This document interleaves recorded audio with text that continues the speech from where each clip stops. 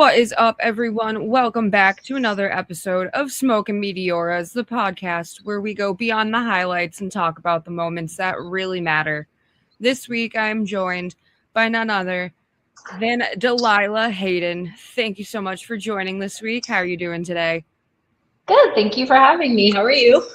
Not too bad, but let's just jump right on in. I start every podcast the same way with the same question. And that question is, what is the dumbest thing that you have done for wrestling? Oh God. Dumbest thing. That's a lot. There's a lot. Oh my God, dumbest.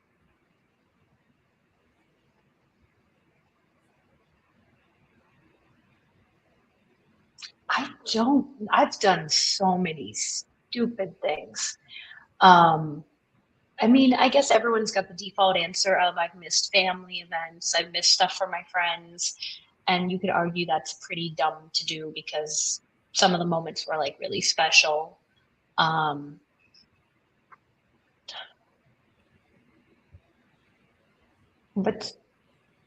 oh my God, doing the ice bucket challenge at the end of a match unprompted was probably pretty dumb to do to somebody. I didn't even take it. We did it to somebody as a rib. And I felt kind of really bad after the poor guy, freaking Flax actually of all people. Oh no.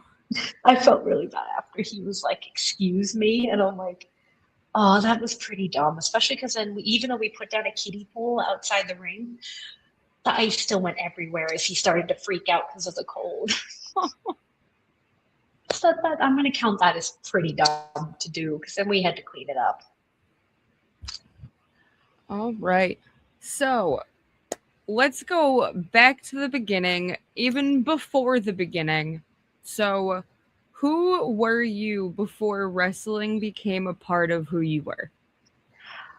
Before wrestling became a part of who I was just a regular grade schooler who was into anime and video games. Like I didn't really have anyone to be around. I'm the oldest sister of two, but we have a foster brother who is 4 years younger than me. And I was the oldest kid on my street. So that's really all I did before I discovered wrestling to even watch on TV. So when did you discover wrestling? How old were you? Where were you in your life? Okay, definitely grade school. I want to say sixth grade, maybe. So I didn't even discover wrestling through watching it on TV. I discovered wrestling because I went to go see The Mummy Returns. And The Rock plays the Scorpion King. It was like his debut breakout role. So then my dad goes, oh, that's that wrestler guy. And I'm like, what wrestler guy? I don't understand. I had heard of wrestling. Funny enough, I didn't know what WWE was or WWF at the time. I had heard about WCW because kids in my class talked about it. So then my dad explains who that is. So I start looking it up and I was like, oh, UPN was still a thing. So I watched SmackDown for the first time and I was like, oh, this is kind of cool. And it was right when they were building toward WrestleMania 18 with like The Rock and Hulk Hogan. So I'm like, oh, okay. And then I got into it. Initially didn't know that Raw and SmackDown were on different channels because again, very young. We didn't have cable at home. So I went to record Monday Night Raw because it started too late for me to start watching live. And then I realized I taped nothing. Oh no. It was supposed to be the big Triple H Stephanie McMahon re-wedding, and I'd go to watch my VHS and it didn't have anything on it except whatever was on UPN at the time. And my mom was like, oh, that's a cable channel. We don't have that. And I'm like, oh. And YouTube didn't exist yet, so I had no way of knowing. But yeah, WrestleMania 18, my dad's friend found out I got into it, and he had on VHS every pay-per-view ever. He had recorded them himself while buying them. So he comes over and brings a big ass tote and puts it in there. He goes, there you go. So I'm like, oh, there we go. So when you got into wrestling, what part of yourself did it wake up inside of you? Like, It gave me a way to express myself creatively that I didn't necessarily get to do on my own. Like, I was an athlete, like, I played softball and hockey, and I draw, I write, like I did stuff like that. But again, all these things on the internet that exist now that allow to express more creativity and share it with the world. As much as I personally hate social media, I can also understand how it connects people. And suddenly just being a part of that was like, I always liked acting, but I didn't do it in high school because it affected my, like, I'd worry it would take away from sports or my education. Like, I was in like a lot of honors or AP classes, so I didn't want those to be affected. So I never got to do the acting that I like to do. Suddenly, here was a way to do it. so did you feel like you were stepping into the unknown, or something that you were kind of like already in the know of wanting to go for it? It was a little unknown because I stopped watching between freshman year of high school. I just couldn't keep up anymore, even though we got cable by then. DirecTV didn't have the ability to record things yet. So again, if I didn't remember to throw in a VHS and set up the timer, I'd forget. And after a while, I just stopped caring for a bit. So like a few years went by, and then so I felt more that I had gaps in knowledge of what had happened outside of like the big name stuff. Like, I knew Eddie Guerrero had died. I knew about Chris Benoit, but that's because of the news. I didn't know about what was going on all those years. So I come back in 2008 to start doing this, and people in the locker room would talk about things, and I have nothing. Or same thing, I never watched, besides what I caught up and watched later, I never watched like WCW. I didn't really watch TNA. I didn't know about them. So people would talk about things, and I felt left out because I couldn't talk about them. But then I got back into it, and it worked better over time. Also, a lot of these people in the place I started, they all knew each other pretty much. I was a rare outsider coming from a different state to go there every week.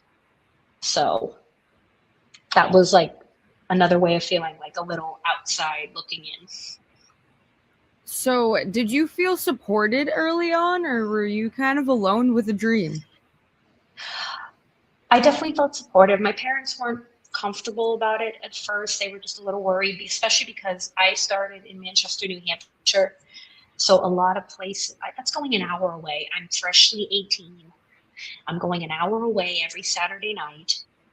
My parents hadn't met all these wrestlers yet. Now they know a lot of them and see a lot of them all the time. Like, some of them, like Flax, like, is a perfect example, comes over to my house to hang out. Not all the time, but like, there's a party, he's invited. There's a bunch of wrestlers, the Steves, like both of them. Like, my dad knows, like, Izana, who was on last week.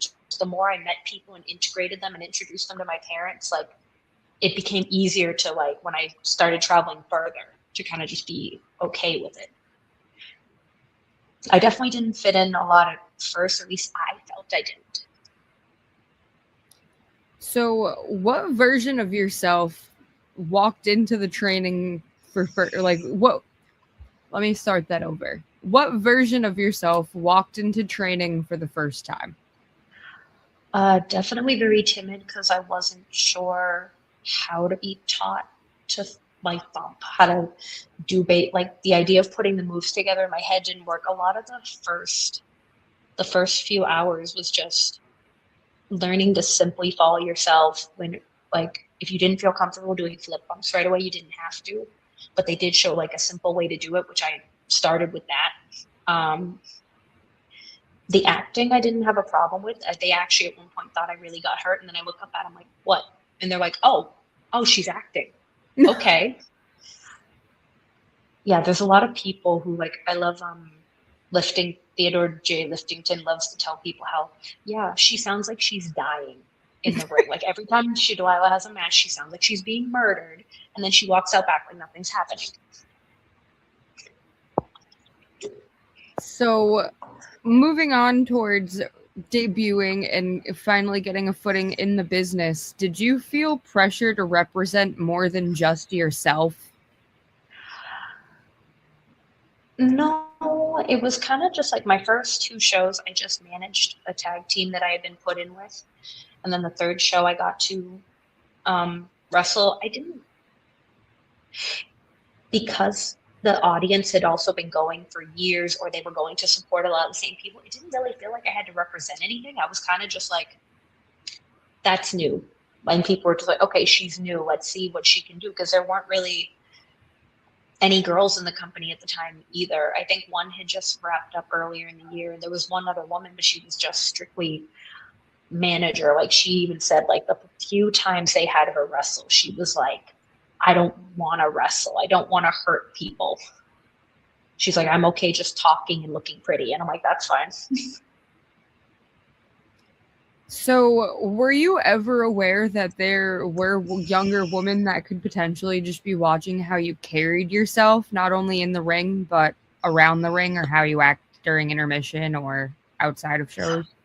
Oh, 100%. Like one of the biggest things, it's not like a pet peeve, but just something that makes me go, is like I make it a point, baby face or heel, I try so hard not to swear, especially when there's children. And it always bugs me when the parents go, oh, it's fine. They hear worse at home. And I'm like, that's not a flex, but okay. Like you shouldn't be like openly proud of dropping F-bombs around your kid, but okay. And like I always dressed, even when I got towards the middle or towards like the part where now I'm taking a break, I always tended to dress more conservatively. And part of that was me having issues with how I looked. And the other part of it is I didn't feel that was a relevant thing to being a female wrestler. Like when I was watching, like I really liked women like Molly Holly. And I found it so weird that I'm like, wait a minute. The whole angle against her was picking on the fact that she chose to wear more clothes and focus on wrestling. I was like, why is that making her the bad guy? And I never understood that. It was the same thing like when the CM Punk Jeff Hardy angle happened and Punk was pointing out all the bad things Jeff was doing to himself, hurting his family and dirging. And I'm like, wait, but Punk's the bad guy here. It was the same thing. Like I didn't want to carry myself a certain way around kids. I'm sure there have been times where definitely like my attire was like either more form-fitting or a little more revealing, but like compared to like what a lot of people do, I'm just like, no thanks. And I mean this in the least offensive way, but I've seen you wrestle before, and there's certain parts of your body that are hard to hide. Yes. Very aware. My mom to this day doesn't know how that happened because she said genetically it makes no sense. Neither side of the family had this, so she doesn't know how it happened. And I never did anything about it though, because my grandmother jokingly threatened me one time. She goes, "Hey, girls have surgery to have what God gave you. Don't you ever do anything about that." And I'm like, "Yes, Grandma." Thank you. So what sort of emotional armor did you have to build? Definitely more as I traveled. I had to build. Not everybody wants to be my friend. That is, I think, the biggest one. Is I try to be such a nice, loving, sweet person, and then there'll be those people who do not want me there. I think one of the first times, like I'm not going to name names, but I think one of the first times, like I went up to someone who definitely is higher up in the indie ladder than me, and I went and shook her hand, and she kind of like gave me that and snubbed me. I was like, I've never even met you. Why are you being so dismissive of me? And it happens a bit because wrestling is overgrown high school. It's still very cliquey, and yeah, some people just take it either themselves too seriously or they take the situation too seriously. That definitely became something I had to build up against and be like, look, don't take it personally. They're just a jerk. So did you feel that you were allowed to be like the soft, nice, friendly person that you are, or were you only kind of stuck being this strong, powerful character? I think it depended on where I was, but after a while, there's certain, like, not only were there people in the original company I started in that eventually also branched off and went all over New England, and I could like move to them in locker rooms if I needed someone. But I started making a few friends, and then I just tended to lean towards them, and then other people would just say hi to me, give me a hug. I think once I started to find people that I could just stay with and be joking and fun with, that's really all I needed. It just took time to get, and even now I'm still not fully. I get like a perfect example. I love Izana for this. I randomly just went off on like a tangent on something I was fangirling about, and I immediately stopped after like 5 minutes and went, if I'm annoying you, you can tell me to stop or go away. And she goes, no, it's really cute when you do that. Don't be like, I still feel nervous sometimes when I tell people like a lot of things because I'm worried that I'm bothering them.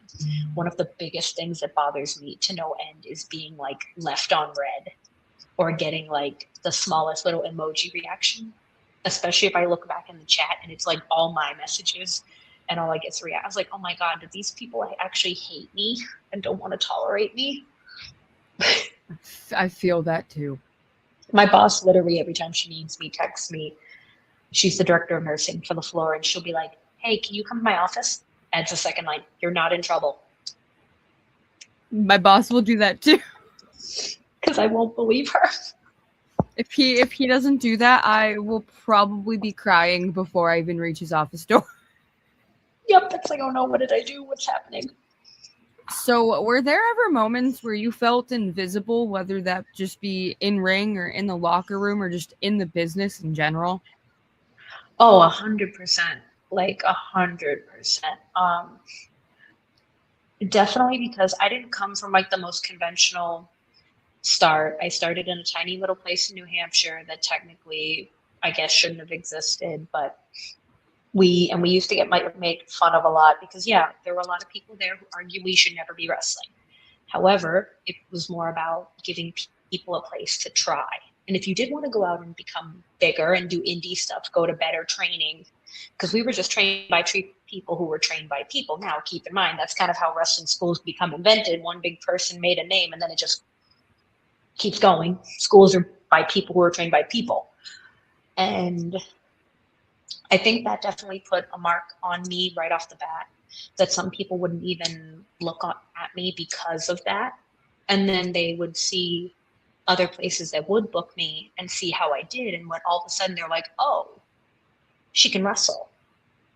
So maybe we should give this girl a try. There's only one place, unless the show was like a one-time show, there's really only one company that's ever only had me once. And I feel like the only reason I didn't get to go back, one, I definitely didn't follow up or pursue it after some time, but the night I was there, excuse me, it was supposed to be a triple threat match, and then they added in a bunch of students from two schools who had no idea what to do. Oh, jeez. And the whole thing became a mess. And I feel like somehow I got clustered into that. But I mean, it wasn't that big of a deal. But that's the only, there are times where I've definitely felt overlooked. There's definitely been times where companies benched me, basically. I'm going to call it that, where they were like, well, I don't have a spot for you, or I can't find, or I won't find a spot for you. It basically was their way of saying, I'm not going to find a spot for you, despite being like super over and all these people. I'd still go watch and be like, oh, why aren't you in the show? And I'm like, go talk to the promoter. It messes with me so much to this day of like, especially where I see, like, again, I try very hard to keep myself humble, almost to a fault, where I don't give myself the credit I deserve. But I know for a fact that through these years, there's been people I definitely was better than, or there were people that I felt like I could have at least been in that spot or in the conversation. And it still happens today that I see people who are, like, regardless of gender, in spots that I'm like, this person's not good. Why are they in this spot over this person? So yeah, that definitely like didn't, or like, I just wish I had also found Yeah, no, that sounds about right, I'm thinking. So growing up in the time that you did, a lot of the product that we had to watch was all men's wrestling. So Mhm. at the time, a lot of women were learning men's aspects of wrestling. But what was something that you had to unlearn as a woman in wrestling? Um, I actually don't know what I had to unlearn. I actually don't know if I had to unlearn. I guess. Okay, this is really the only thing I can think of because it's the only thing I could. When it doesn't happen as much now. It doesn't happen. Oh, My it camera doesn't doesn't happen. want to work today. Oh, well, come on, camera work. It doesn't happen as much now, but the first few years I really started traveling. Men, for the most part, I've noticed when I had to wrestle intergender, wanted to at least do a handful of things. For a little while in, like, I want to say 2016, 17, part of 2018, if I had to wrestle a woman, a lot of them just wanted to do the bare minimum basics, nothing. And the reason I'd try to pitch stuff that was like a little above that. Because I'm not saying we're going to moonsault off the top rope, but like I didn't want to just do international lockups, throw down hair pulling, like simples. I didn't want to be basic. And I was like trying to pitch stuff, and they're like, girl, we're all getting paid. We don't really have to do anything. We're girls. We can go out there. For some reason, that mentality isn't there with guys. They're not just like, hey, we can coast by on this booking. And I realized I had to unlearn that with a lot of female talent at the time because they didn't want to do the stuff I wanted to do. And again, I would never pitch anything dangerous. I'm not a high flyer. I don't go to the top rope. I'm afraid of that. I've always been. I'm just like, I don't know. It was just interesting to like. I guess, yeah. The unlearn was just that the mentalities aren't always the same, and I really didn't like that. But it seems to have gone away now. Yeah, no, definitely now. I mean, although we do have a small difference in age, I got into wrestling very, very young. So I, as a fan, got to witness all of the growth that women have had to go through in wrestling to get to where we're at today. Yeah. So hearing the bits and pieces from the past, like it, I hate to say it because it's not surprising to me, but knowing that that's not a thing anymore is also not surprising to me at the same time because I Yeah. feel like women definitely have a lot more to prove today than they did in the past. Oh yeah.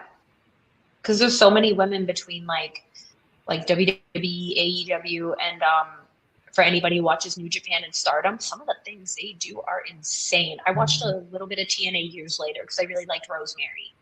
And yeah, just everything is. That's one reason I kind of feel bad that TNA is kind of like the. Am I allowed to swear? I Oh, don't even know. absolutely. Oh, cool. Absolutely. TNA is a shitty product at times. Like it really is. And it makes me sad because they had such an amazing women's division. They had they had no problem booking intergender stuff. And I'm not saying change over everything to make everything intergender all the time, but like the fact that they didn't shy away from it was nice because most indie companies don't shy away from it now. And that's nice. And I'm not saying like if a guy never didn't want to wrestle me because he wasn't comfortable wrestling a woman, I wouldn't be mad about it. I had people who were like that. They're like, I'm sorry, I just don't. They're like, you're nice. I just don't want to wrestle a woman. And I'm like, that's fine. I'm not bothered by it. But like some of the stuff that they do now, especially more in like AEW, where they can get like really like bloody and hardcore compared to WWE, which is still technically like not so much a family friendly product anymore, but they're still like, you're not going to watch Becky Lynch put her hand in a fist of broken glass and punch somebody with it. It's just not going to happen. But like, yeah, like maybe if they let her do a GCW match, she'd probably do it. Like Natty was going over there and like Shayna Baszler when she was still a part of it. I mean, I grew up as an indie fan like primarily, and I got into WWE and TNA and all of that like a lot later in life when it came to wrestling. So TNA, like I've always thought TNA's had one of the best rosters out there. WWE, I still see as like a family friendly kind of show. Yeah. But AEW is like the edgier kind of product. Like, it's like the Attitude Era without some of the ridiculousness. yes. And going back to the whole intergender aspect with TNA, yes, they indulged in it. They didn't do it. They didn't overdo it. They didn't. Right. I mean, I am a fan of intergender, but at the end of the day, there's a very particular like way of booking an intergender, because there's only so many women that you can book against a man that can believably fight them. Right. And the amount of intergenders that I've seen on the indies where it's like little tiny toothpick girls going against guys like Cruel. Yeah. Or I'm trying to think of like more guys and no, but you're right. Going against guys like T Phoenix. Yeah. Like, that, like it's so unbelievable. No, I have always made it a point, and people will be like, sometimes I've had guys get mad at me because I'll be like, no, I don't want to do this because it's not believable. And they're like, we are Delilah, it's wrestling, it's planned and fake. I was like, cool. I like stories to be believable. And I'm sorry, you are 6'something". I'm not picking you up and power slamming you. I don't care that you jump with it. It's not believable. Even if I hit you in the stomach with like a chair, it's not believable to me that I can still pick you up. Not without falling over myself. I remember seeing a match in UFO, and it was the same exact thing. It was like a guy versus a woman. I don't want to name names, but like, and because of what happened at the end is it was just booked so poor psychology wise. They got out back and the promoter ripped them a new one. And like some trainer out of belt time, like ripped them a new one. They're like, that made no sense. He looked bad. She didn't look as strong as she thought she did, because it just, there's nothing wrong with like having some big fun spots like that. Like, cool, if I managed to flip you over, it's because say you were on the top rope and I managed to hit you and then just push. Like I'm very big in trying to make it as believable as possible. So I don't need to fill my own ego. So let's step a little bit more into matches and moments that kind of stuck with you throughout your career. So what is a moment that made you realize when all of this mattered to you? I'm going to say the first one, it wasn't my first title win, but to me, it didn't overshadow the first one, because your first singles title is always going to be your most important in a way. But I want to say it's when I won. So the company I started for was called WAW. A lot of people on the scene now have come from it. People like Flax, the Steves, myself, Conway, Morgan Kennedy Kilmarnock, Frank Bones. Like, there's a list that have like became through there, and then we just went out.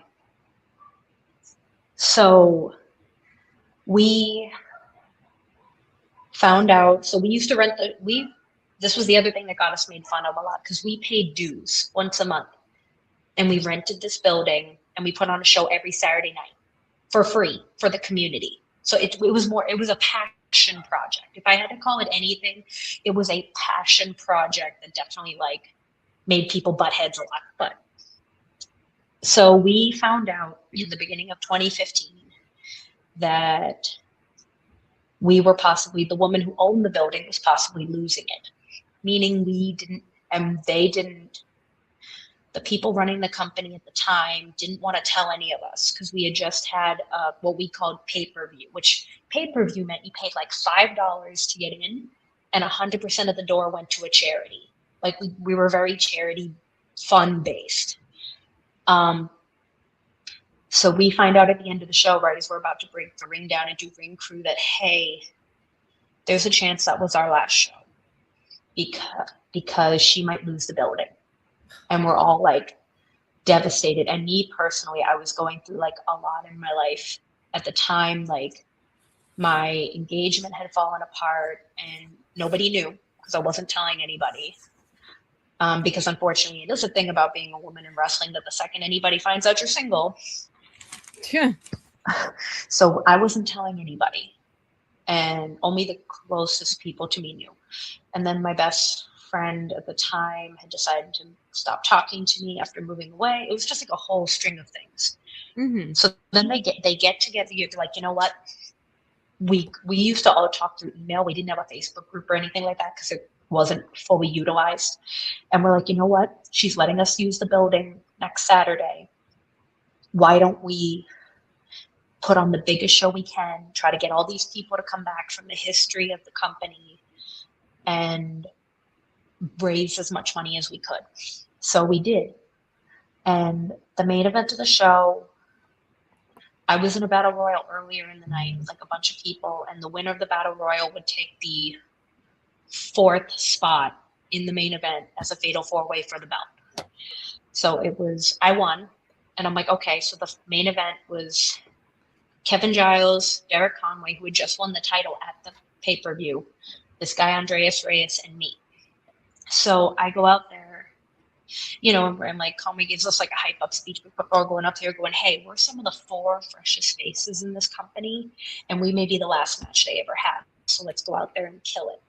So I was like, okay. And Conway, on paper, was to retain. I put Conway in a submission, and I'm waiting for Giles. I see Giles ready to come over and knock me out. And suddenly I hear a bunch of noise on the mat. And I thought it was because his manager at the time, like, trying to hype him up. No, Conway tapped out. In the final match, potentially, of this company, they shot the belt on me. And I realize I fall down. You like, if you watch the clip, you watch my face, immediately realize what happened because my music hits. I turn around and collapse, and I immediately start like shaking and crying. And they bring me the belt. My sister jumps in the ring to hug me, and all of a sudden the whole locker room empties, and I'm so confused. I don't understand what's happening, and I'm sobbing. And then we ended up raising $1,000 that night, and we ended up keeping the building. But I go downstairs and I was like, I don't understand.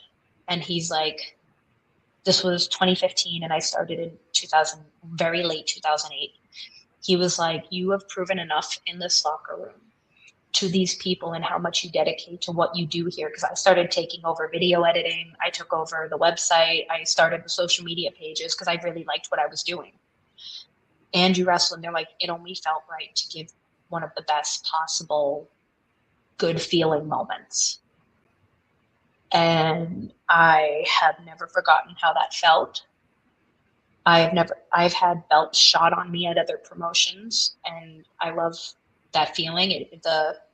It wasn't to me about wanting to make me feel rewarded. It was wanting to give me a moment of surprise to show like, hey, you deserve it. There's been a lot of times where, again, I try to be humble about it, where I felt I deserved to win titles that I didn't, or I felt I deserved to win situations where I didn't. And part of that was because I felt the booking was a poor decision, and it wasn't based on ego, but just bad storytelling. But that match will forever be like one of probably the worst in my life, one of the worst years of my life in the beginning. That was like an insane feeling to have. That made me feel seen. I was gonna say that's probably the craziest story I've heard yet, and feels it made me kind of tear up a little bit knowing. Oh, I will send it to you after, and I will just timestamp the spot because you just watch me like taking it in, being so confused, but also like overjoyed at the same time. One of my favorite parts about watching wrestling is, especially for as long as I have, is being able to kind of tell when those moments happen. And I've seen a handful of them, and I think I saw one recently, and it was for one of my friends. So he didn't know, I didn't know. I don't think any of us knew. And just the second the three came down, me and my friend looked at each other, jaws on the floor, and within like 30 seconds, we were just bawling our eyes out because we were just so happy. And even recently with a couple of the AEW signings, I've been good friends with Alec Price for a few years now. And going into that, like, none of us had any idea he was going to end up being signed after wrestling MJF. So, like, I wasn't even there. I was at work, so I didn't get to watch it live with everybody. But by the time I had the chance to check my phone, I had so many messages that were like, "Did you watch Limitless? Your brother just got signed." And I'm like, "Wait, what?" It was insane to watch. Like, I was like, oh my God. Alec had always been like one of those guys who was super nice to me, who I always felt like no matter where he went in business, anytime he saw me, he was always like super bright, smiley, never treated me like he was better than me. So I was so happy to see that. I'd never met Jordan Oliver, but I knew Conway had wrestled him before. That was the only I'd name I actually knew. known Jordan longer than Alec, but Oh, really? I'd never gotten super close with Jordan.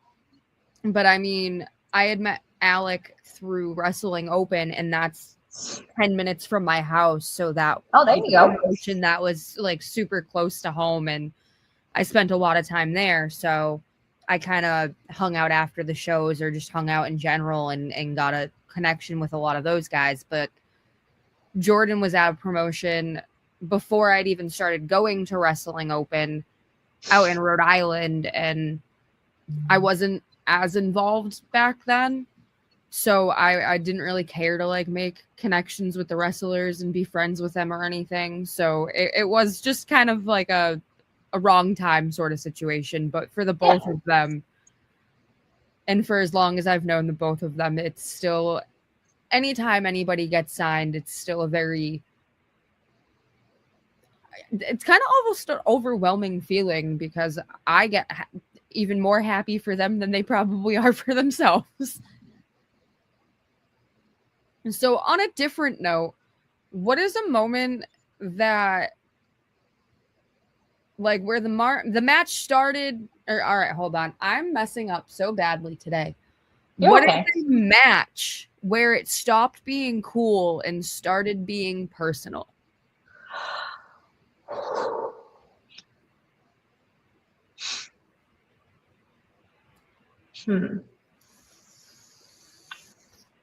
I have two examples, and one's only because it was more personal, but I wasn't the wrestler in it. I was the special guest referee. But as far as the one that to me felt like it stopped being cool and started being personal was the one I mentioned earlier for the company that I only got to do once because one of the girls refused to sell for anybody. I don't believe, like, people do this. I personally don't believe in giving receipts.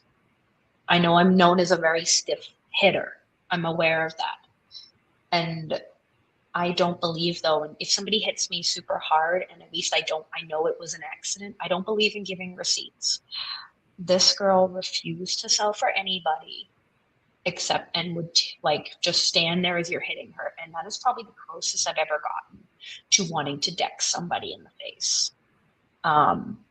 She ended up getting her ass handed to her by veterans in the locker room when we got out back because they called her out for doing it to multiple girls in that match.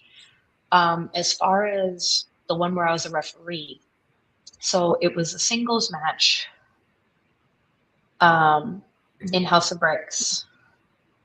And I was a special guest referee, and the girl who was scheduled to win, the other girl was like a veteran. I'm using this term because to me this was not veteran behavior. And she decided she didn't like how Baker wanted the match to end. So we were both newer. So she bullied both of us into changing the match, but not telling anybody we were changing it. So it was not fun to do. I didn't have my voice that I have now to speak up for things. And I wish I had gone to anybody in that locker room, even the people I felt comfortable with, and like been like, hey, this is what's happening. I don't feel comfortable, even though I'm not but then it happened. And to this day, it's one of my biggest regrets in wrestling that I didn't just not count 3. And I didn't just either blow it out of proportion, just admit it publicly, or just decide, guess what, I'm not doing that. And it was, yeah, that was one of those times that reminded me that there are some people who truly believe that they're that good, that they deserve. They just didn't want to put a younger person over. And I'm like, it's a show. It's fake. You can go home and you're still not that wrestler. You're not whoever you are in here. That person doesn't exist fully at the end of the day. It was just, to this day, it still upsets me.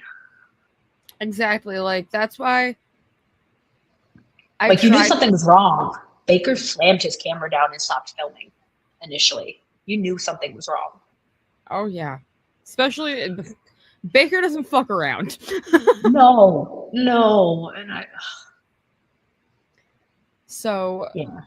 That person definitely should have known better. Oh, dude, they're not around anymore anyway. If they knew Baker, they should have known better. She didn't care. She was like, that's not fair. She kept gaslighting us, being like, well, you understand that I've been doing this longer, and if there's anybody who should win this, it should be me, right? And like, I'm just like, oh, I would give anything not to be the referee that day. So, what was a moment that made you realize that you were changing as a person because of wrestling? Let's see. I was finding that I was becoming more comfortable showing people to an extent who I was. Like being goofy, being that openly anime fangirl, who also like fangirled over wrestling. So like it was the biggest running joke for the longest time. They're like, Delilah, are you reading wrestling fan fiction? I was like, yes, I am. Are you reading gay wrestling fan fiction? Yes, I am. I am not lying about any of that. Like I felt like I could slowly be me more to an extent, and it took some time, and I think I still fully didn't find it until the last year or so to be like this close to what I'd want to be. But yeah, like it just took time, and I think part of that was I'd have these people just point out to me that, hey, you're really different. And I'm like, oh, I'm sorry. And they're like, no, that's a good thing. They're like, you stand out on a card, you stand out on a poster because you look. The biggest thing I get told all the time, they're like, your gear looks so different from everybody's. It's like, well, part of that's what I watch a lot of Japan.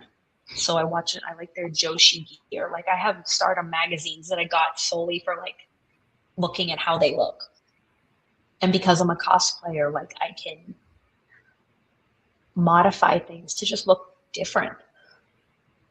So that I think made me more comfortable with like, it was okay to be different. Because for the longest time, I didn't feel like I could. I felt like if I wanted to be, it wasn't even if I wanted to be. Because I didn't want to change who I was, but to be successful as a woman wrestler, I had to kind of look like everybody. But right off the bat, one of the first things, almost everyone has long hair. Right there, I'm right off the top. I don't have long hair. My gear's not as showy. I don't use pop or metal songs that everyone would know or maybe wouldn't know.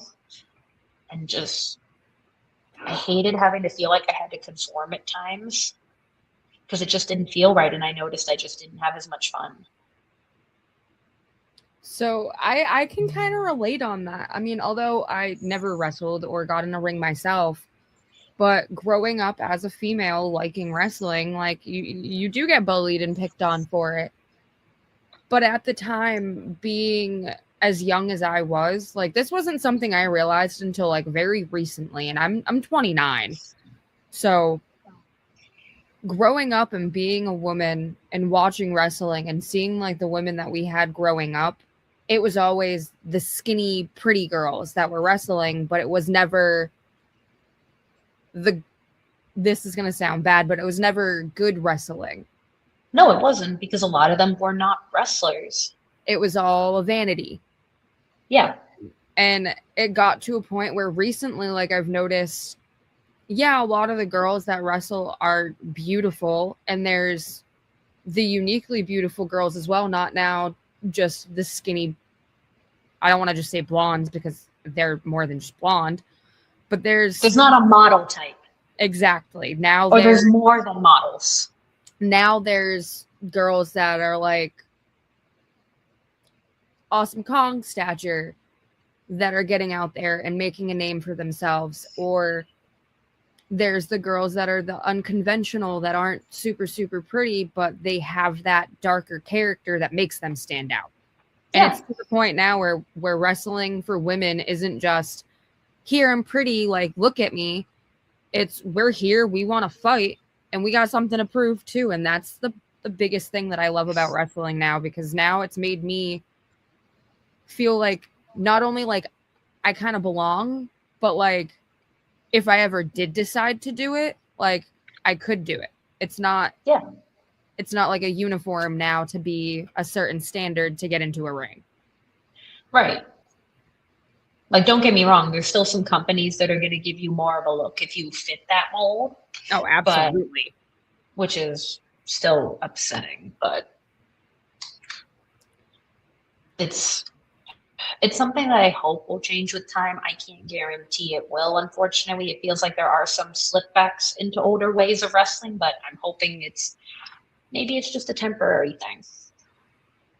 So since recently you have decided to take some time away, and what did walking away feel like when you finally decided to take this time?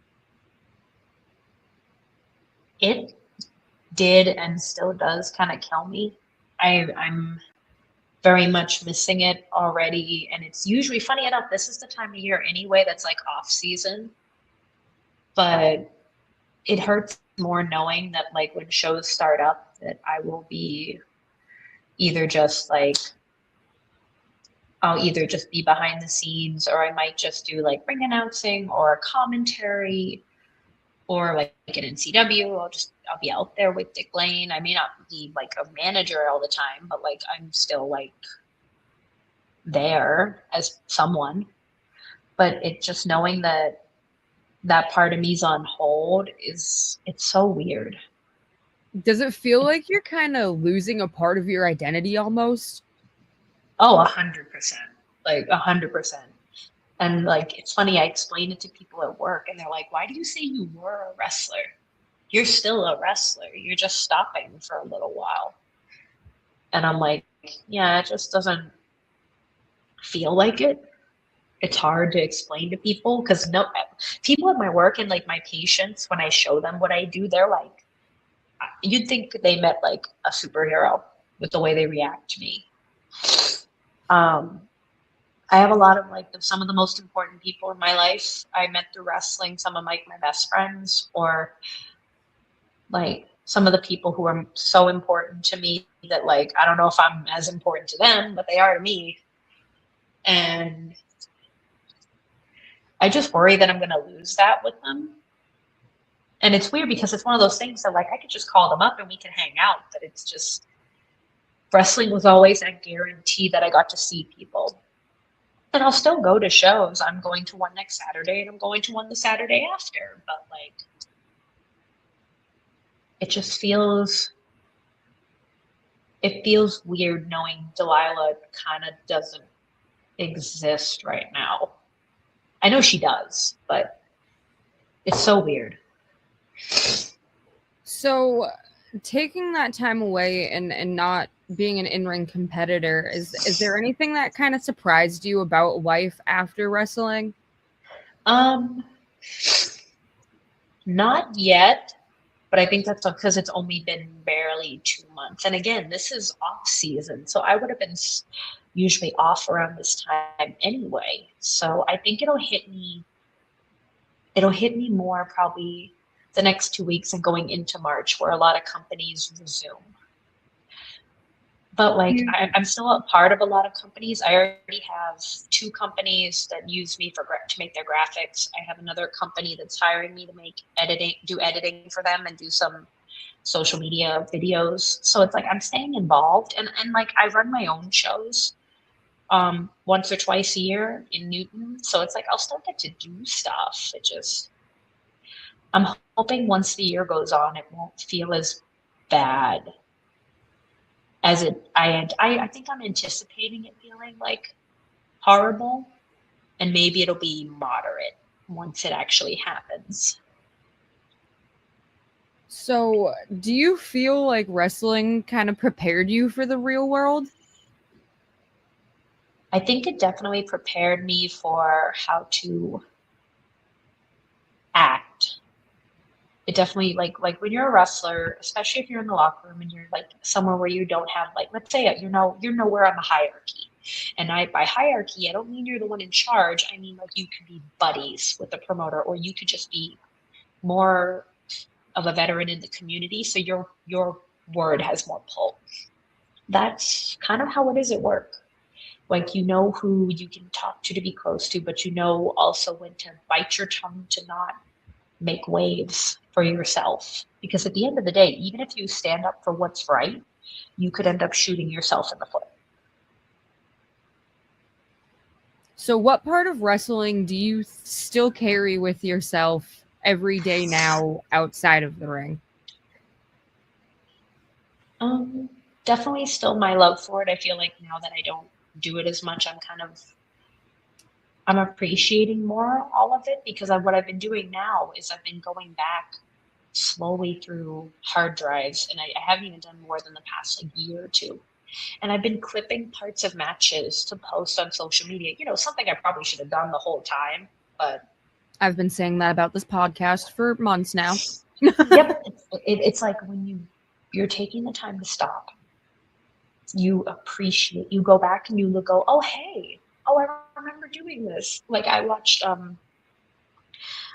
when I faced King Leon VI back at the Chop Shop, the last iteration that existed before the pandemic. And I was like, oh, I remember that. And then, I don't know, like, I don't even know if that fully answers the question. It's kind of just like I have something about me that one of the activities managers here wants me to give a presentation to the residents on what it's like to be a professional wrestler. I did something like that during the pandemic. I have a good relationship with the Massachusetts Down Syndrome Congress, and I've done shows for their benefit. And I, during the pandemic, also gave like a presentation for them. So if anything, I carry on like the knowledge I have of what it's like to be in the business. Even if I didn't go like super high, like Limitless or Beyond high, I think it just almost, some of the things that you experience when you're down here just get worse up there. They probably get better too, but they definitely, I'm sure, get more worse as you get very cutthroat people. So like I've heard the horror stories of like when you get up to a certain level, just how cutthroat people can be, backstabby, whatever. So it's like, you know what? I'll keep the things I've learned down here. So with the things you've learned, I kind of want to get into more of what you felt you left behind as a wrestler. So what is one thing you hope that younger women can take away from your career? Please don't be afraid to be different. Please don't be, I'm thinking of how to word this. It was something I had to learn young, and I hope, I don't really know how to word this because it feels like, I don't know if there's a way to understand this without being like, I guess in the most blunt way, please learn to protect yourself from when you're actually being booked because somebody wants you, or you're actually being booked because you're a woman. There are so many places I remembered when I was listening to Izana's podcast with you about like talking about like the women's matches, and there are a lot of women now, or not even a lot now, just a handful, that I worry what it does to someone's mental state, or like they don't realize that, hey, you're being booked and being pushed, like say into a title picture, but it's because you're a woman and there's no one else available. And the reality of that can be really hard to swallow. Like I've been brought in numerous places just because they had one homegrown female or one main female, and they made a women's title for some reason, and they brought in women just to put over that one person. And the other reason, like I feel like a lot of companies don't have as many women as they could, and this is unfortunately something that's on our side that doesn't change. You're kind of taught in the business that because you're a woman, you can charge more. And as someone who promotes, that really can limit who you can bring in.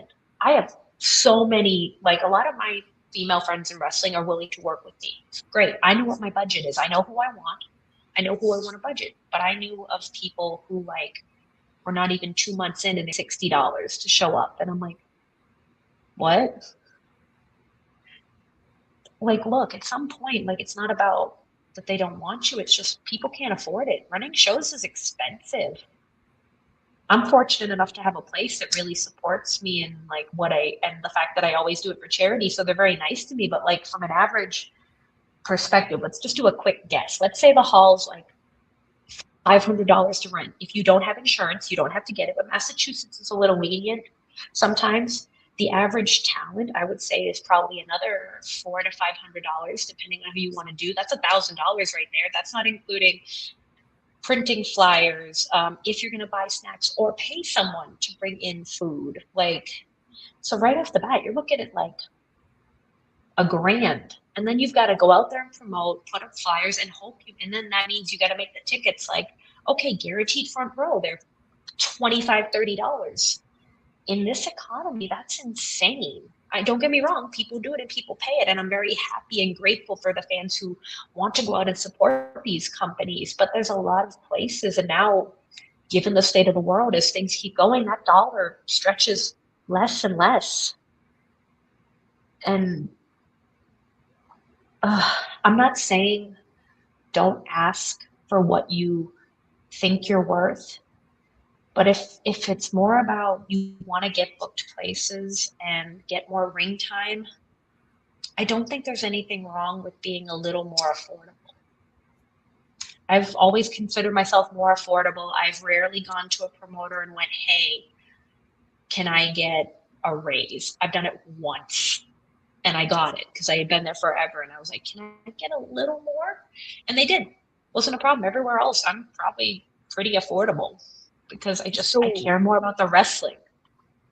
So one thing that I didn't understand when I first started watching wrestling was that wrestlers had like rates for themselves. Because at the time, the shows that I were going to, once I was like a little bit more in the know, like one of the shows that I first started going to like religiously on a weekly basis was a show based out of Rhode Island that ran every Thursday. Those shows XWA? Yes. Those shows had a set like door price, and whatever the door made was like a pool that was paid to the wrestlers. Like the door money was what they got paid by. Oh. And there's other promotions since then that I've been to that I've known that do this as well. But I didn't realize other promotions didn't do that. So like the first one that I had dated, when I had heard, he was like, well, I charge this much like for like my rate. And I'm like, wait, what? He's like, yeah, like we get paid for these shows. And I was like, but you guys have like set rates? He was like, yeah. I was like, the more you know. Yeah. And like, again, like if people know their worth, it's the same thing if you do like art commissions or if you do sewing for people. If you can get clientele at your rate, then that's great. But I've never been super money driven. Is money nice to have? Absolutely. Was it nice to like sell merch and like have extra money to go home and get something to eat? Sure. But like, I think the only time I ever asked for even more like than $50 was like I had to be driving to like middle of nowhere, Maine or Vermont, or like way, like if I'm going 3+ hours away, that's usually what I try to start at. And then if they haggle with me, like I know what I won't go below because I'm not, or I'll make deals where it's like, okay, well, hold on, I'll bring X amount of people with me. And then we split it or whatever. Like when I carpool with people, like I don't know. It's one of those weird things where it's like I'm not going to tell somebody. Like clearly, a lot of people are in wrestling to make money. That's fine, and a lot of people know that they have to make that money to do more things in wrestling to hopefully get to make big time money. But to me, it's always been wrestling has. I don't know. I just worry that, especially as women, we get pushed to go, well, hey, like, even though a lot of us hate being called special attraction matches, you're still charging special attraction prices. And that's a weird double-edged sword. So, what do you want something, or what is something that you want women entering wrestling now to understand? What's funny is I saw, first off, a lot of guys are not going to be nice to you because they want to be nice to you. What do I want women to understand? You don't have to exploit yourself physically to get attention. I know that sounds like a really general thing to say. If you dress however you want to dress, but understand you do not. I don't care what is shown on TV. I don't care how the women on TV and the bigger times dress. You do not have to dress like that. Know where you're wrestling. I mean, I say that as someone who continuously wrestled for some places that weren't the greatest, but at some point, you know what you can say no to and you know what you can move on to. It sounds so negative though, but I guess if you're trying to learn things getting into wrestling, the negatives are kind of what you have to learn, huh? Not everybody's going to be your friend. Also, this is just a general wrestler thing. Please don't go dumping tons of money into merch before you've really done stuff. You can use things that are print on demand. Those are great. But like, I know people, like I knew a couple that the wife was the manager. This was years ago. I'm pretty sure they don't do anything anymore. But the wife was a manager. The husband was the wrestler. And they went and bought like so many shirts within like not even 4 months of being there. And like, they weren't even like popular carrot people. Like, so like nobody bought them. And it's I don't know. I guess like it's a lot of things like getting into a new job. You just have to like test the waters and also do not feel bad about saying no. If you are uncomfortable with the spot, this goes for anybody you face, anybody actually, any wrestler. If you are not comfortable with the spot, say no. Like there is no one should be vilified for saying, "Hey, I don't want to do this spot." There's definitely been times where I've said no to a spot, partly because I was either uncomfortable taking the spot or I didn't trust the person giving it to me. And because you can't directly, unfortunately, say to them, hey, I just don't trust your ability to do this. You have to be like, I'm just not comfortable with the spot. Can we come up with something else?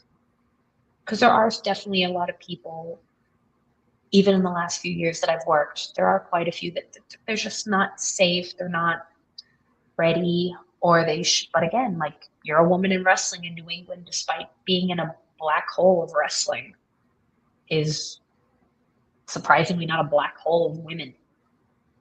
But that's because I think a lot of women don't want to stay in wrestling after a while. It's good for a while, and then people are like, I'm good. So, what did wrestling give you that nothing else could have? It definitely gave me my ability to find my voice. It gave me an ability to find creativity that I feel like I didn't get to express otherwise. learning the ins and out of the business so I could run stuff myself. I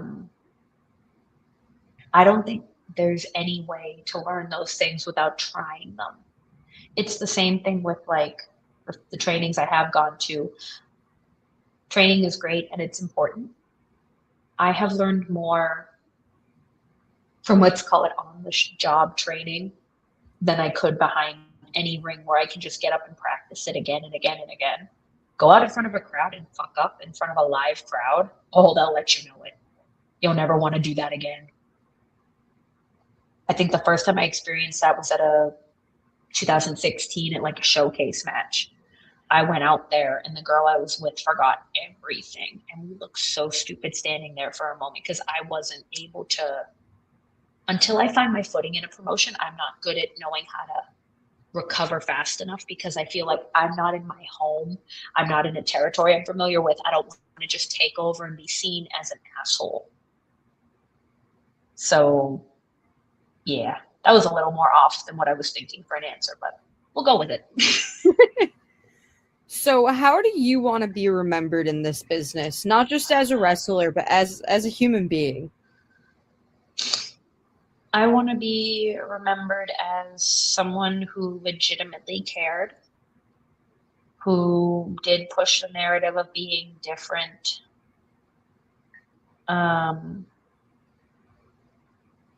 Just someone who really dedicated so much more time than probably most people know to like coming up with how she looked, coming up with entrances are a huge thing for me. I used to, if I spent any amount of time doing something in wrestling games, I spent so much time on planning my entrances in those goddamn games. Oh my God. My sister and I would spend hours creating characters, and a lot of that was just how they looked and how they entered. I hope for however long I'm away, I'm just remembered as someone who genuinely cared, that any preconception of me from where I came from or who people thought I was just was proven wrong. Actually, I got that vindication once because it was at a Elk Mania show, which eventually merged and became Proving Ground. It used to be run as its own thing, but Simon Eddy was very much involved in helping. Yes, shout out to Todd / Derek. And Bo Douglas pulls me and a few other people aside, but then especially pulls me aside and goes, I hate that you don't want to do this for a living. I hate that. He goes, look, I understand you do it because you're having fun. You don't want to make a career out of it. I get it. But I hate that you don't, because you have something that can't be taught. You have this natural ability to connect. You have this natural ability to get it. You understand stories. You understand selling and psychology. And I am willing to admit that you are not the girl who I heard you were. And that I told Bo that, like, one of the days I dropped in, the Belltime Club kind of exists still, but not fully. It's run out of the Blow space up in Somerville. And I've gone last few times when I made it a point to tell him, like, I don't think you realized how much what you said to me meant. To just hear that somebody was like, hey, by the way, he didn't have to do that. But the fact he was like, hey, you proved me wrong. And same thing, Leo Connors has said the same thing to me on his thing. He goes, yeah, I mean, everyone heard about WAW, heard about the horrible things, and yet here's all these people who came out of here, who are out here. So it's nice to hear, because one of the hardest things in the world, and especially in wrestling, is to admit you were wrong. Especially if you're like the promoter, the booker, the people in charge who all of a sudden was like, oh, I made a mistake. And even if there's nothing you can do to change it, just hearing that it means a lot to people. At least it does to me. When I've had people approach me and be like, hey, I'm sorry, I should have done this, I should have done that, hey, I didn't think that, like, that means the world to me. And I'm sure it means the world to other people too, to just hear that people don't have a problem admitting they were wrong.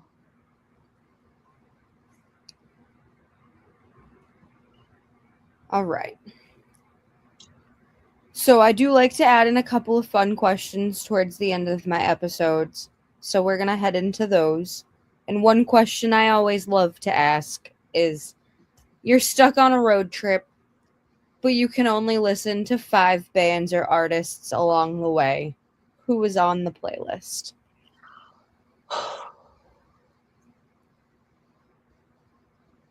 And I'm controlling it. Yep. Okay. So there's a guy who started off on YouTube who took off, and he actually makes all my songs. His YouTuber name is Nate Wants to Battle. He's definitely on there because he has a bunch of like covers of like anime, video game, or original songs based off those intellectual properties. But he also has created a ton of his own music that I adore. I've been really back on a Breaking Benjamin kick recently. We have an ongoing joke. There was a kid at work that one of our dishwashers was wearing a Breaking Benjamin shirt, and like a song had came on, because like we have a speaker in the back and we play our own music, and so ever so confidently he goes, "Oh my god, this is Breaking Bad, I love this song." And ever since, we've called Breaking Benjamin Breaking Bad. That's amazing. There's a trend going around right now on TikTok to the Breaking Benjamin song Dear Agony, and it's like just how to listen to Breaking Benjamin advanced edition. Then it cuts to the person like watching, like, for example, Littlefoot's mother dying in Oh Land my god. Land Before Time. Like, oh, and I'm like, oh, thanks. Some of them I didn't get the references to, like, surprisingly to most people, despite being nerdy, I'm not a Star Wars person, so some of those would come up and I had to have somebody explain it to me, because I That's me know with my boyfriend. I I never know watched a Star Wars movie once. I've watched 4, 5, and 6. I never watched 1, 2, and 3. I was working at the movie theater at the time when the new trilogy started, but I mean, they're just not my thing. So Breaking Benjamin, Nate Wants to Battle.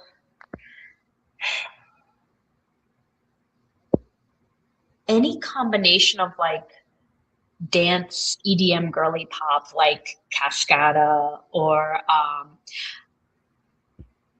let's do Cascada. Oh my god! Every time we touch, coming on in the whole car, just like Yep. vibing. That's my feel good song. If I'm ever in a bad mood at work, that's the song to put on to get me in a good mood. What else is there? Okay, that's 3. Because like stuff like Cascada, like just in general, like those are just fun. I'm a bit of a musical part. Like I like musicals, so like there's a combination of like Hamilton and Wicked and like just I will older just like put show Broadway. tunes. We're gonna Yes, put let's put Broadway. Broadway and show tunes. Like even from like I am. There is an old Steven Spielberg movie. It's an animated movie called We're Back, and it's like dinosaurs coming to New York City and walking around, and the T-Rex sings a song in that I will rock out to every time it comes on. And the last one is probably, and it's actually really sweet because this happened recently. My favorite band is Evanescence, and I was driving with Dick Lane, and we were on the way back from, I want to say, NCW. It was either NCW or RWA. And he puts the Fallen album on. And we just sang it the entire car ride home. And it was one of the most, like, that just popped to like the highlights of wrestling for me, because for the longest time, I wouldn't sing in the car because my ex didn't let me. So I am still very shy sometimes about singing in the car because he hated people singing out loud. So he would deny. Also, I wasn't allowed to use a cup holder. That's a whole other level of what. I couldn't use a cup holder, and I wasn't allowed to sing out loud. So it took years for me to be comfortable to sing out loud in front of people. So if I was jamming out to my favorite album with one of my favorite people on our car ride back, and it was so much fun. So yeah, Evanescence is up there. So those are 5. Yeah, Nate Wants to Battle, Broadway. Totally down to be in that car ride. But when Wait For It comes on, everybody else needs to shut up. That's my solo song. Yeah. Oh my God. I have so many old videos of driving with Dick Wayne in the car and him just going, Dick Wayne dance while he's driving. He's the driver and the car is just, everyone's like, Oh my God, now that I'm thinking of it, I have an old picture of Dick. We all went out after a Proving Ground show. We went to Denny's. And he drew a picture of himself with the Denny's crayons, and it looks exactly like him. I have somewhere in one of my sketchbooks, he took it when I was doing something and I didn't even know he drew himself and it looks just like him. He's actually pretty good at drawing. I kept it. I'm just like, I see this was, again, it's a little thing in wrestling that it was like, someone took the time. Yeah, they took something without asking, but they took the time to draw something and give it to me. Yeah, anytime any little child has come up to me, I don't care if it's literally just drops on paper and gone, I made you this. I have a whole book and wall of like, they're in a book now. I had a whole wall at one point of kids who would just come up to me and make me something. Like that gives me the smallest serotonin boost. Like a while back, like I'm into deathmatch, so I had gone to one of the ICW shows in Boston. Yeah. And this one girl like made a bunch of bracelets and she gave me one at the end of the show and I became obsessed with doing it ever since. So like when there's bigger shows that come around, like I'll make bracelets for the shows, or like if I know certain wrestlers are on the shows, like I'll make a handful of bracelets for each wrestler and be like, here you go. Like there was one time I was working with Focus Pro with Turnbuckle Times and the podcast and everything. And there was one show that I couldn't make it to. So I had made a bunch of bracelets and sent them with a friend. And I was like, even if you have little kids that are coming up to your merch table and they don't have money for something, I'm like, even if you give them one of these, just have something. Like, I don't care what you did with them, but so many of them were like, thank you for that. Like we've made so many little kids' days, or just like gave them to our friends or our family. And I'm like, I love it. It's my little piece of love I share. There was a picture from All In Texas this year, and Hangman had like a whole arm of bracelets that people had made him. I actually met my friend Annie. She's from Sydney, and when I was in Tokyo at the beginning of January and I went to Wrestle Kingdom, she was there too, and we only talked online. We only like fangirled about wrestlers online. So then we both were at the Tokyo Dome, and as that had like 50 something thousand people, and a majority of them took the train there. So I wasn't all looking to run to the train to head back to Shinjuku for the night. I waited and I was like, hey, do you want to actually meet up and actually see each other and talk? And she had done the same thing. She had drawn little pieces of artwork to go to DDT because we both like Chris Brooks out of there. And she did the same little thing. And like, Japanese meet and greets are a little very different. Like you can't bring something original to get signed. You can give it to them as a gift, but they can't sign it and give it back to you. You have to buy a specific item. And even then that item doesn't always include a picture. DDT is a little different because they're smaller, but like just as a side little fun thing that I've been doing throughout the end of the year, and like Chad Epic and other people have helped me out. So I have a wrestling themed tarot deck that's cool. All the cards are drawn by independent artists. Every single card is a different artist. My friend Felix, who made one of my sets of gear, he did Effie. So I have been making it my mission to get as many of these signed as possible. Now, there's some people on them who have passed away, like Dusty Rhodes, like China, like I think it was Hanamura. She was a very young Joshi wrestler who committed suicide. Bray Wyatt. So there's a handful of people that I can't get signed for those reasons. And there's some people who knows if I'll ever meet them. But, I never thought I'd meet John Cena, and I met him and got his signed. So, like, I got MJF to sign his, and he actually wasn't a dick to me at Limitless and actually was like, okay, tell me about this. Like, he was very confused. Because everyone was handing him figures, and he signed it and shoved it off the desk. Because that's what MJF does. And I like threw him off by wearing my little MJF flannel that I made and having a little card to sign. And he was like, of course he's the devil card. But like, yeah, like I've seen so many wrestlers who have signed theirs react in a similar manner that I do, and kids being like, whoa, this is different. But That yeah, is cool as hell, though. Like, I want to yeah. see that. Oh, I'll have to send you. I have pictures of the ones I have signed. Most of them, what I do when they're done is I laminate them to preserve the signature. Um, but I have some that aren't. I had my friend Felix actually sign his after Effie signed him his, and Effie actually was like, "Can I have his Instagram?" He goes, "I want to send him money because this is really cool."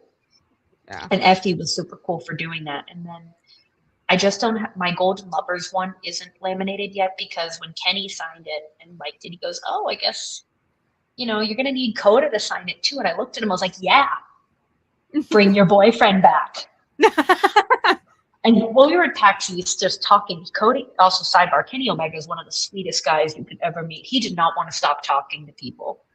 I was like expecting like a 3-minute conversation, not even, and then to be shoot along. No, the guy talked for like 5+ minutes and only got shoot along because they're like, "Guys, we have a line That's how I forming." felt when I met Mickey James. She was just talking and talking, and I could have kept going.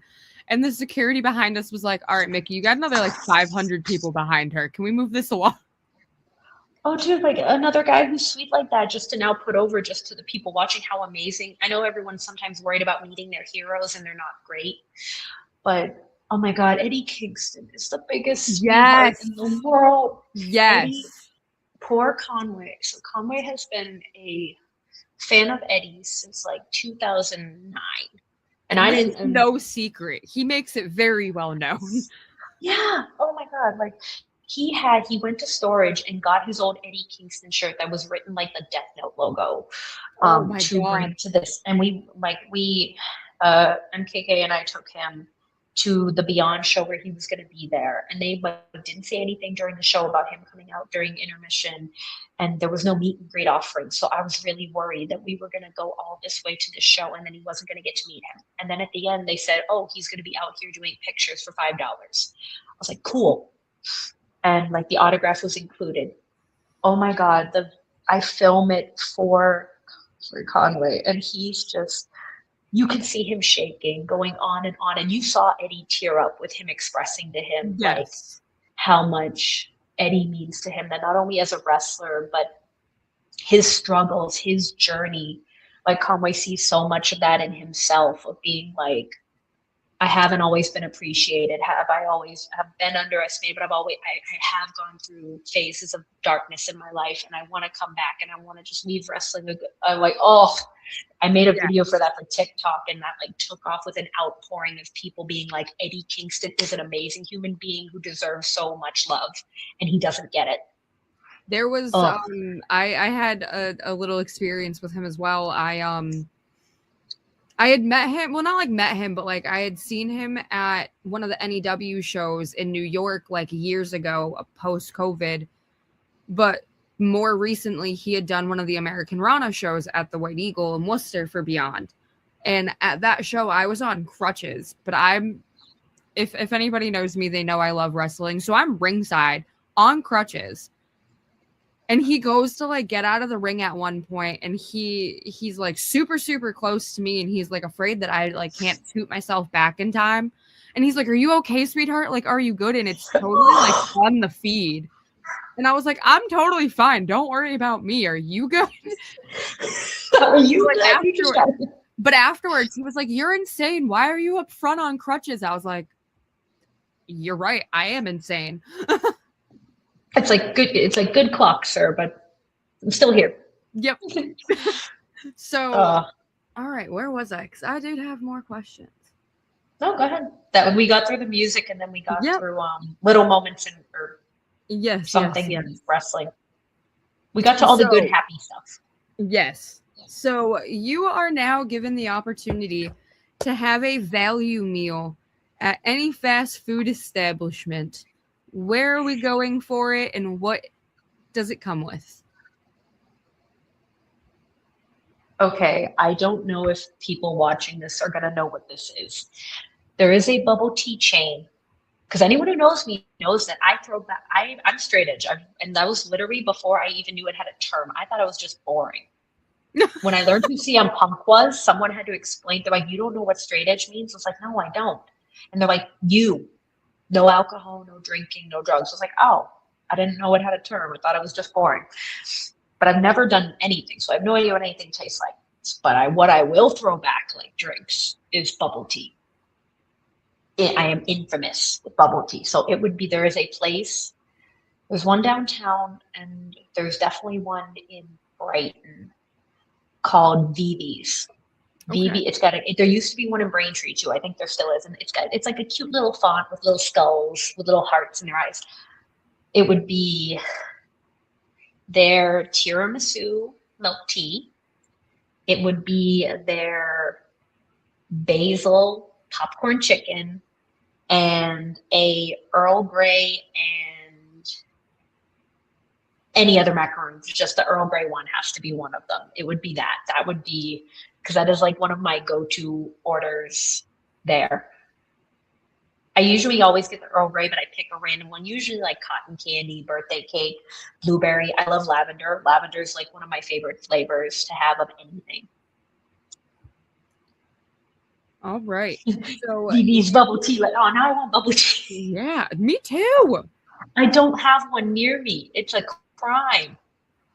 I think I have to go to the mall to get one, and even those ones, like, they're not the best. No, oh my God. I literally only had Kung Fu tea during the pandemic because it was one of the only things that existed. I personally don't like Kung Fu tea. I don't like that I can taste the powder. That's, ugh. If I have to get bubble tea, I will get them. But I prefer Gongcha. That's like in all the malls. Yeah, Gongcha is probably the most common one now. But there's other like random one-offs. So you are now booked for a show, but they only have access to Disney or Nickelodeon music. What is your new entrance song? I'm going to actually, because it wouldn't be new, I would go back to using the Nate Wants to Battle cover of Let It Go, because that was my song for years. That's actually how Nate. Yes, I totally forgot about that. At some point, though, I knew I outgrew it. Frozen hype was there for a while, and then even with the second movie, I kind of outgrew it. So it'd either be Let It Go, or right before that, I used I don't know his name. It's like Mitchell Musso or something like that. It was a Disney cover of Stand Out from a Goofy movie. Oh. One of those. I'd go back to one of those. If I had to pick something new now, I don't even know the newer stuff enough to pick something. I'd go back, you know, we're going to go back. I'd use Let It Go. I'd use Let It Go again. All right. So the last segment I like to do on this show is a little segment I like to call Promo Roulette. So we'll jump on over to that.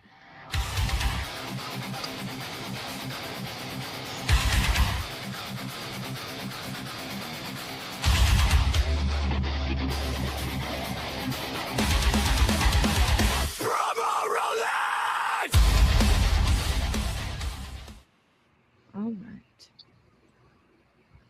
So, Promo Roulette is a little segment I like to do where you get to shoot a promo on a random object selected by last week's guest. So, the item that Isana chose for you is the WWE Divas Championship belt. So you can either shoot a promo on that belt, or you can shoot a promo inspired by that belt on Isana. I know. You know what's funny? I watched her episode and immediately messaged her after. I was like, really? That's what you're going to get? I have known for a week and my brain is still like, what am I going to do? At least you've known. You're the first person I've heard that actually watches my podcast, so I appreciate it. Well, you had two of my best friends on there, so I'm gonna watch. I like to watch my friends on things because then they know somebody's watching. And they were back to back too, I think. Yeah. Someone was in between Dick and Isana. I had Flying Ryan in between Dick. There we go. Yeah. Oh my God. I am going to cut it on Isana because at least I have a target. Absolutely. Oh, you silly, silly suplex sweetheart. You have that beautiful butterfly in your room. Have you ever heard of the butterfly effect? because that's what you're going to be feeling when I take that from you. Oh God, it's such a bad belt. I can't even talk about it. I was trying to go into Butterfly Effect and Until Dawn, and because that's the only other relevancy of the Butterfly Effect. I don't care for the Ashton Kutcher movie. Thanks, Izana. You win. You broke me. Thanks. I'm sorry. I'm not good at this. This shows like I can be prepared, and that belt is literally just my biggest downfall. Just so you know what, like I would be for Izana. The last time we had a match, I was your biggest downfall, and I'm staying that way. Me being out of the ring doesn't mean I'm not going to take that title from you. So you keep that women's title warm, girl, because I'm coming for it. There, recovery. There we go. So, with that, you now get to pick an item for next week's guest. There is not much in this room. Next week's guest is wild, so I'm sure you could probably think of the most random thing, and she wouldn't think it's very random. No, you know what? I know what I'm going to pick. I was going to pick, I'm in what's called the family room at work that families can use when they're visiting their loved ones if they want like a little more privacy. I am going to pick, because this could be really fun, a can of Febreze. Febreze. Yeah, air mist. Great.